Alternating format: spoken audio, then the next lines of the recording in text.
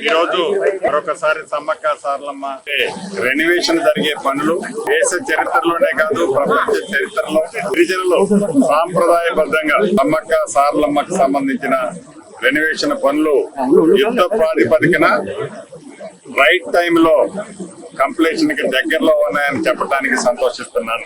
ఈ నెల 20వ తారీఖు లోపు గౌరవ ముఖ్యమంత్రి రేవంత్ రెడ్డి గారు ఒక రోజు ముందే ఇక్కడికి వచ్చి నైట్ హాల్ట్ ఇక్కడ చేసి తెల్లవారి ఉదయం ఈ పునరుద్ధరణ పనులు ఏవైతే జరిగాయో వాటిని ప్రారంభించుకునే కార్యక్రమాన్ని కూడా చేపట్టబోతున్నామని చెప్పటానికి సమ్మక్క సారలమ్మ భక్తులందరికీ శుభవార్తగా తెలియజేస్తున్నాను.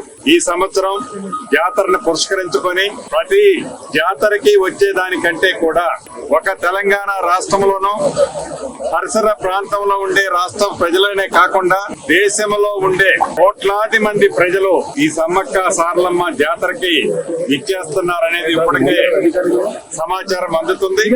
దానికి తగ్గట్టుగా పెద్ద ఎత్తున అన్ని ఏర్పాట్లు కూడా చేయటం జరుగుతుంది.